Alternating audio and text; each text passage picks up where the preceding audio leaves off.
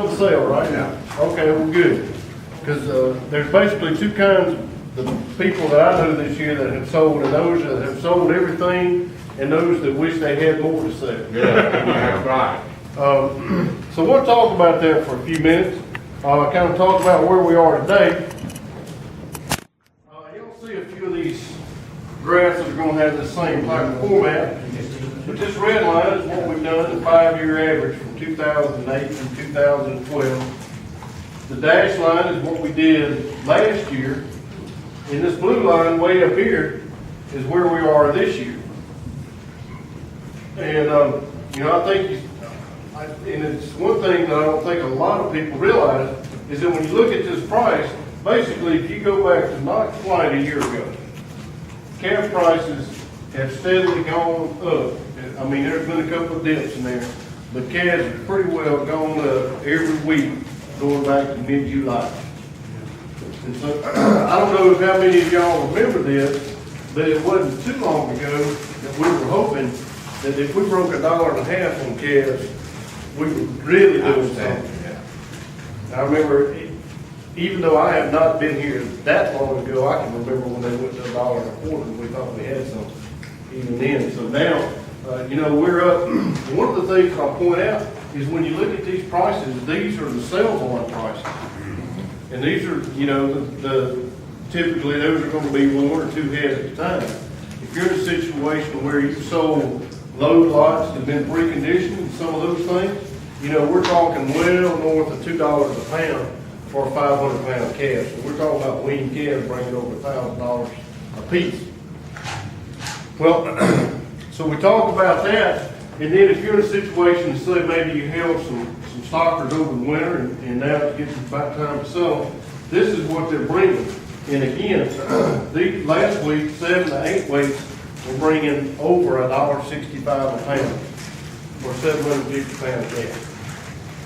So how can buyers justify paying that? Sale barn? That's a sale barn price. $1.70.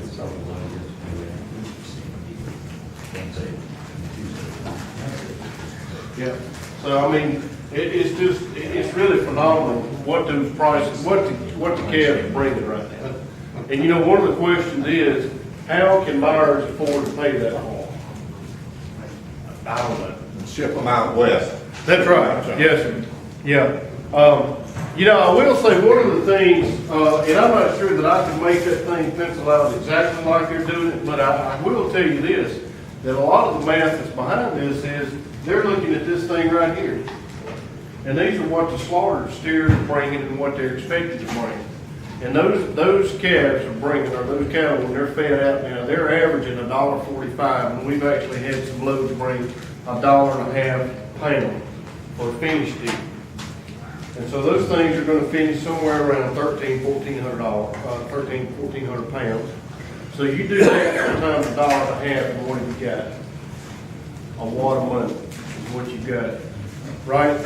And so one of the other things that goes into that then is the price of corn. And we'll talk about that in a little bit. But that's really what's driving a lot of that is just these live cattle prices and the price of corn and the fact that we're pretty short on supply. Well, if we look forward to this year and for the next several years, I think there's really two things that we need to be aware of. The two big things are the economy and what that's going to do to consumer demand, and then our crop prices and what does that do to our feeder cattle demand and just relative profitability within some of the different sectors. And the last thing I'll mention tonight are just some big picture items for you to think about.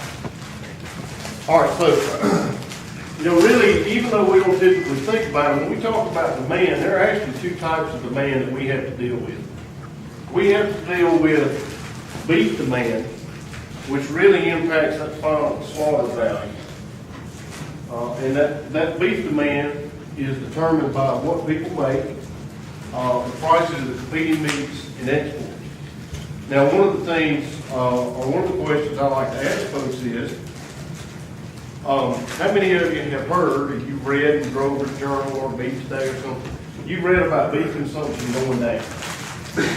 Y'all read that?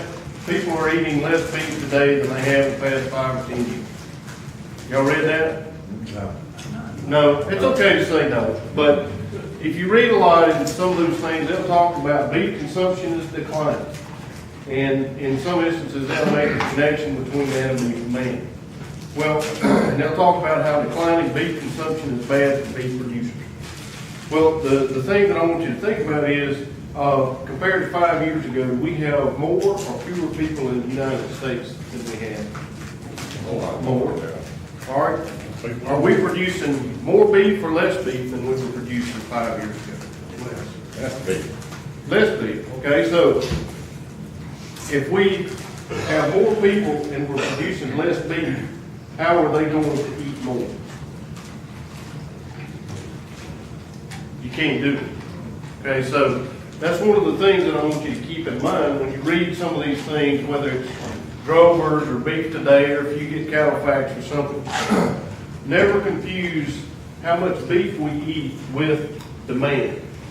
Because even though the consumption or disappearance, those are both the same term, means the same thing. Even though that's part of demand actually means how many pounds are people willing to buy at what price, at a set price. Okay? And so those are the things that go into that. So how much money they're making, prices of competing meats, how much are we selling internationally.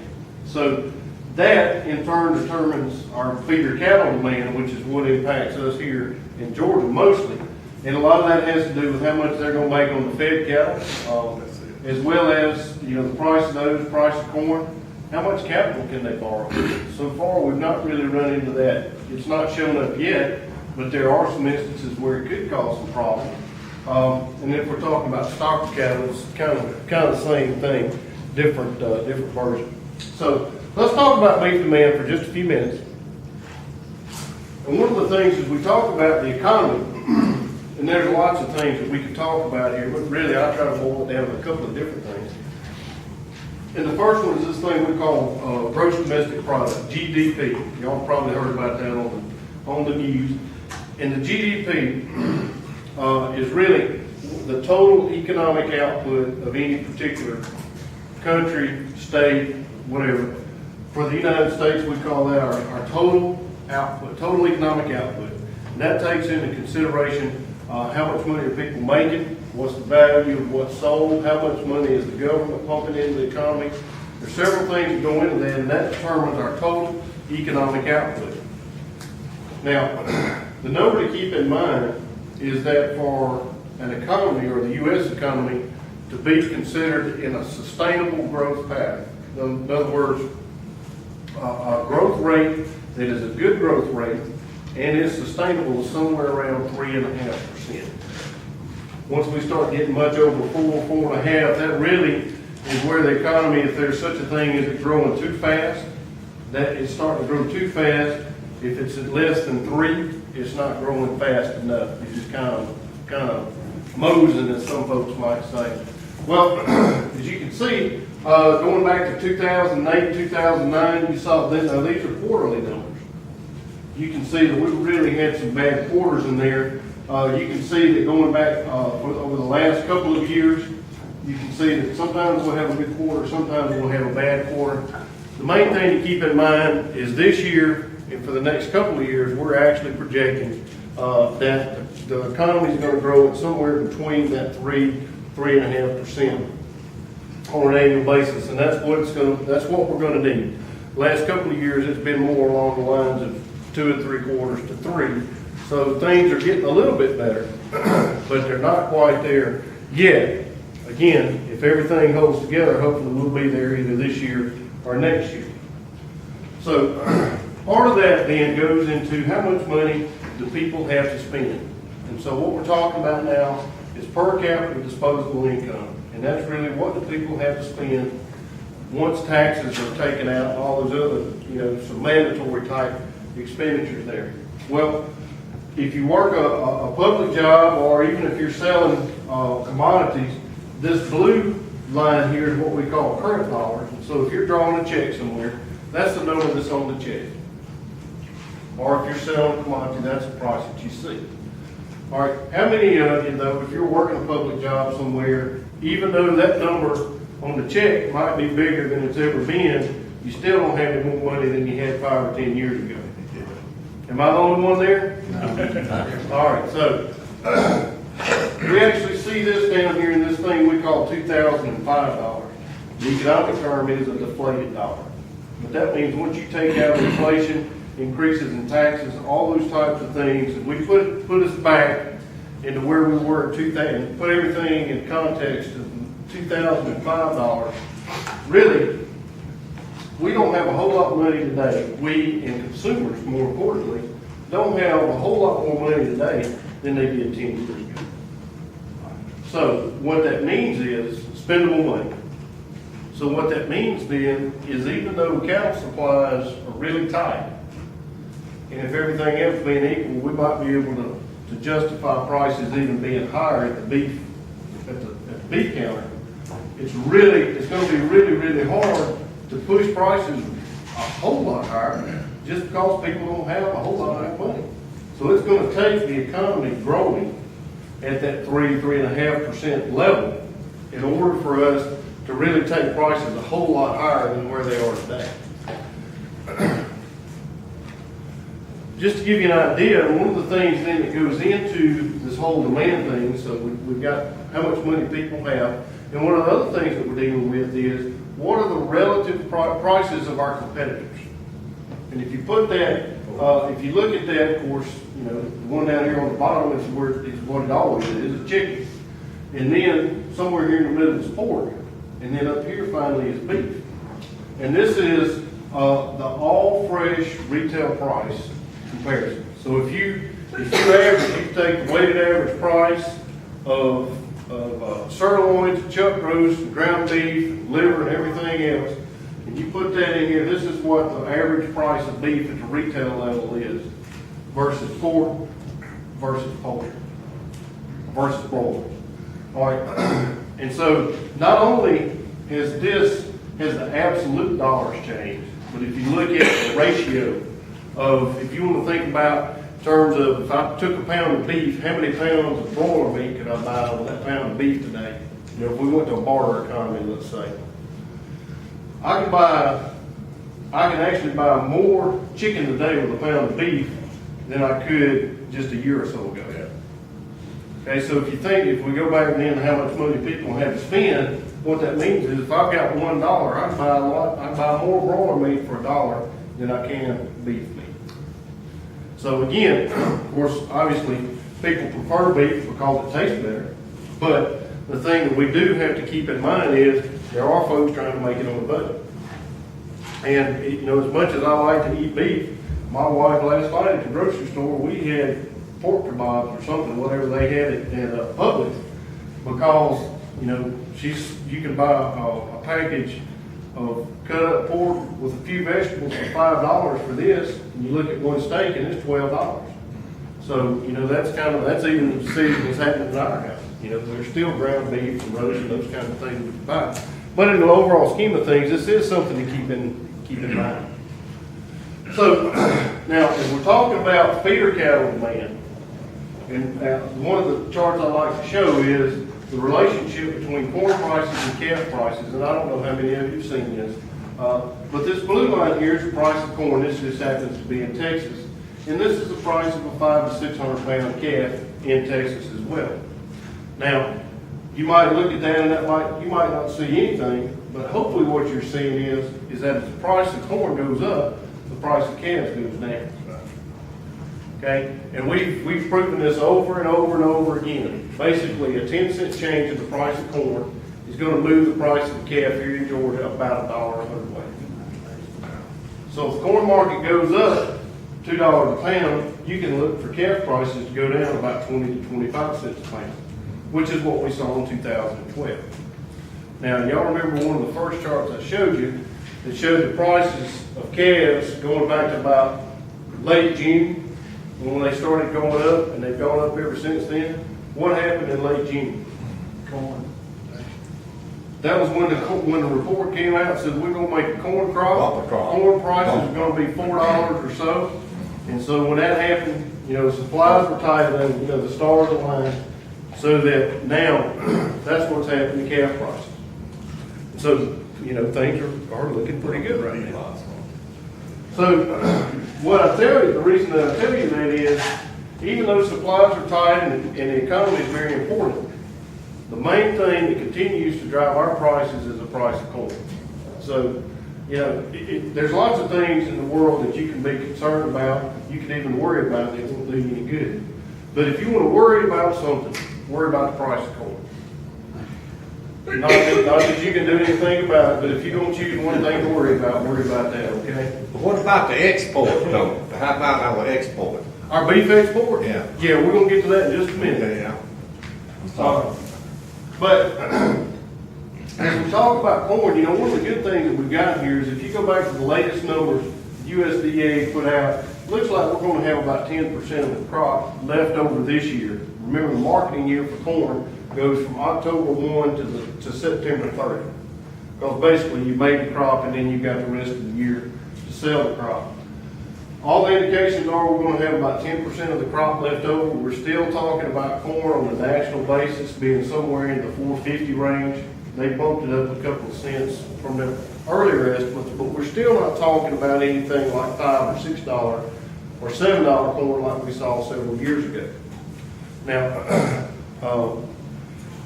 about end of March, USDA came out with the planting intentions report, which is a very important report for us. One of the things they came out with was that we're going to have about 4% less corn planted, at least when they surveyed the producers. So we need to put that caveat in there. And they actually surveyed them around March the 1st. So they were going to plant 4% less corn. What do you think we're planting less corn? Price. Price. Not just the price, but the price relative to what? Soybeans. Soybeans. If y'all look at the price of soybeans lately, what's the ratio there? It's about 4, not quite 5 to 1, but it's between 4 and 4.5 to 1. I mean, soybeans are about $15, $16 a point. And I mean, if you look at, our crop economists put out this thing they call a relative profit comparison tool or something very similar to that, where basically they look at the expenses and the price and what's the margin that you can make. And if you look at soybeans, if you can irrigate soybeans and make anything, that's going to be a pretty good crop this year because the expenses are so small. But anyway, so we're looking at less corn. We're still talking about now, if we just use our normal yields, we're talking about somewhere around 13.5 billion bushels of corn. So that's still a pretty good crop. But just to keep in mind, if we're going to if we use this number right here, and we're going to make the same thing in terms of the total bushels that we made last year, we're going to have to average 165 plus bushels this year to make that same number. Last year we made about 158, which was a good year. So, again, things look pretty good for us in the corn market. It looks like prices are going to stay about the same, but there is that opportunity there if things turn dry for there to be some downturn in the market. And really, if I were going to worry about anything in the cattle business, probably our biggest risk that is kind of on the horizon, this is it. But the truth of the matter is, it always is. So this is nothing new. All right, as we talk about, one last thing is we talk about beef demand. It's really hard, difficult for us to measure demand, but one of the ways that we can look at that is what's happening to us at the wholesale level.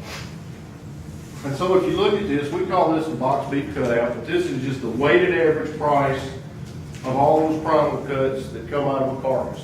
So if you take the weight of the chuck, the weight of the round, the weight of the loin, and you average all those with their price, multiply those times with the price, this is what we get in terms of the weighted average wholesale price cutout. And you can see this year we've actually been above $1.40 a couple times. We spent about 3 weeks there. For perspective, in 2009, y'all remember 2009? How bad it was? Hopefully, maybe you forgot it, but the economy went to the toilet in the fall of 08, and then 09 was just moving. Well, in 09, we didn't even make it up to here. We made it up to $1.45 twice in that year. And now that's not even on the chart. So just in the space of 5 years, this is what we've seen happen to beef prices. Now, one of the things that is important to know is if you do the math on the margin between this wholesale price and what's happening at the retail level, the packers have been absorbing a lot of this right here. And so as a result, they've been losing some money. And so one of the things that I guess what we're seeing is these higher prices that we're seeing they've not been fully passed on to the consumer. So there's still a pretty good possibility that beef prices could go even a little bit higher this year if people are willing to pay it. If they can't pay it, then we're probably going to see these prices come down some. Now, typically you'll see that prices tend to peak right over here, and then they'll fall later on in the year, just as we get out of peak beef demand. Now, you were asking about exports. So this is the pounds. These are the pounds of exports that we've been shipping, and it looks like we kind of hit a high water mark back in 2011, and since then we're kind of looking at a downtrend in terms of pounds that we're exporting. So that's a problem for us, right? That's no big problem, is it? Well, why wouldn't it be? I just think exports with 600 million middle-class Chinese, oh, I won't be. But the pounds are going down, right? What's more important than the pound? The price? The price. Right. And the same thing goes for what we were talking about earlier about consumption. We still got less beef. So it's going to be hard for us to keep that level of pounds constant. And actually the number I like to look at more than anything is the percentage of the pounds of exports divided by how many total pounds we produce. In other words, what percent of our production are we exporting? Yeah. We're now at a level that is higher than where we were at the end of 2003 when we had our first case of BSE. We're now exporting somewhere in the neighborhood of 11% of our total beef production. So that's a pretty good number. So, as somebody said, the price is what's important. And so if you look at the total export value, that number continues to go up. Like you were talking about with, the Chinese, you got all these Chinese now that have discovered beef, or they haven't discovered it, they just can afford it. They got money. They have money. They got money now. They got a lot of money. Japan, they've decided now their economy has finally turned the corner a little bit, so they're able to buy some more beef. So in the global economy, if you will, we're actually seeing these export values go up, and this has been something that has really helped us out here in the past year or two. All right, so questions about demand so far. Is this mine? Yes. Okay. All right, let's talk about supplies for just a minute then. I don't know how many of you watch Ag Day or anything like that. Most everybody's heard about the drought in California and how bad things are there and what that means to fruit and vegetable prices. And there's a few cows out there, but that's important. And that's important. One of the things that I think probably is getting left out of this a little bit is we've got this drought that has come back into Texas here. And if you're not familiar with this, the darker the color, the worse it is. Now, one of the things to keep in mind about Texas, I heard it described one time as a state of persistent drought and intermittent flooding. You have to keep that in mind. But the thing is that it is dry out there. We've actually started getting a little bit of drought creeping in over here. But basically, if you look at everything east of the Mississippi, we're in pretty good shape in terms of weather. The one thing to look at though is in these areas in here, which most of our corn is actually grown right in here. So it looks like we should be able to get the crop planted. Right now, drought's not a problem over in here. It actually has to do with getting the ground dry enough to plant in some of these places. But over here, there could be some concerns for the crop later on. But I think it's always helpful to look at that. As we talk about, as we're looking forward for the rest of this year, or at least through the end of June, you know, looks like everything over here is gonna be normal. We're still talking about drought out west. That's gonna be important for us later on. Because, as we talk about the number of cows that have had a calf, and one of the things, the two big questions a lot of cattlemen have is, what's the price gonna be 6 months from now? And when are we gonna start rebuilding the herd? Well, this is where all the cows are. These are our numbers here. But if you remember that drought map I just showed you, a lot of this area is in drought. So how many cows do you think they're gonna add this year? They're probably gonna sell more, right? Now, that does two things for us. If you wanna look at this from an advantageous standpoint, what's a potential strategy for us if we could do this? Kill the herd, We could buy some of these cows and put them over here, right? Then when they get rain, they'll buy them back. You know, kind of like the guy with the mule, you know, the two guys were swapping the mule. So hopefully both of us could make money off that same cow if we did that enough times. But, so as we talk about drought, you know, I think that's really gonna limit our opportunities to expand the herd this year. And Curt, we looked at expanding the herd on land we don't own. The bottom